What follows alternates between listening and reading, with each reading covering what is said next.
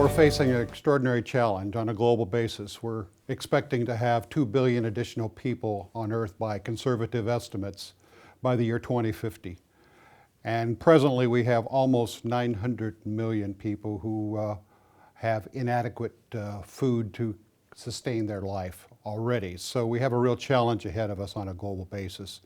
And what we're trying to do, of course, is to enable, in particular, smallholders, that would be small farmers who are mostly subsistence farmers, many of whom are women, to be able to be more productive and feed their families and also begin to generate enough resources and food so that they can export and have markets for that. So this is a big challenge. Many of the world's poorest people, in fact, most of them are located in South Asia and Sub-Saharan Africa. So that's the focus of many of the recommendations that we're making as a part of the Chicago Council Global Affairs Advisory Committee. It's extraordinarily important. You can look at West Africa, for example, and literally the majority of smallholder farmers are women. And it's been shown that when you put resources in their hands, when they have adequate food and able to re-export a bit of what they have beyond what they need to sustain their family, it helps them educate their children, it helps with the health issues, and in general, it is a major boost to the economy of that country. We expect that climate change will have a negative impact. It already is having an impact. In fact, it's estimated that we would be producing about 6 to 7% more from our fields if we didn't have the climate change that already exists. And so it has an impact on water, it has an impact on plants.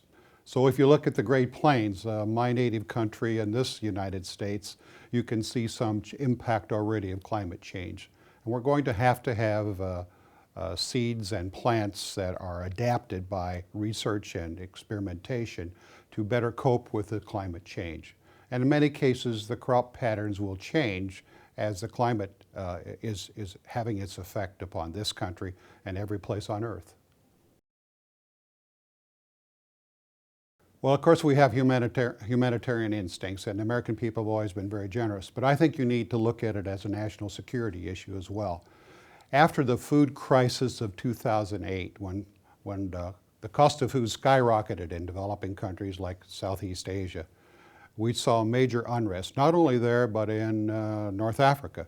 So in some 30 countries, you can trace the instability and the violence that took place there to food price spikes and to shortages of food, which were largely self-created by export embargoes.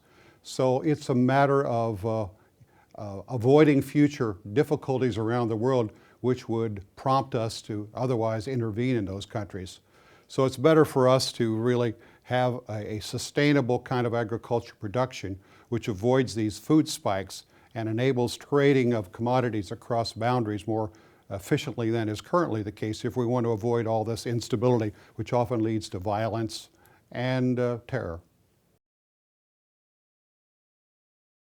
We have always been the most generous country in terms of food supplies for emergency conditions and for food assistance to the less fortunate across the world as it is. There's some reforms that we need to make.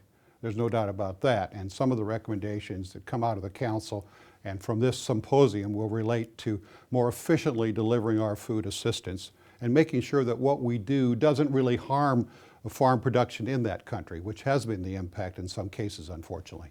Well, I think, of course, we need to increase the amount of agricultural research funding in this country, conducted at land-grant institutions and other major institutions. We need to encourage that in part to bring the private sector into a greater partnership with us in its research efforts and to coordinate and that collaboration that needs to take place between the private sector and public institutions of research. So that's an important step. It would be very desirable if we had an authorization for this program which was multi-year in its nature, and in addition to the appropriations that are necessary to sustain the effort that has begun and has been so successful in the first 3 years.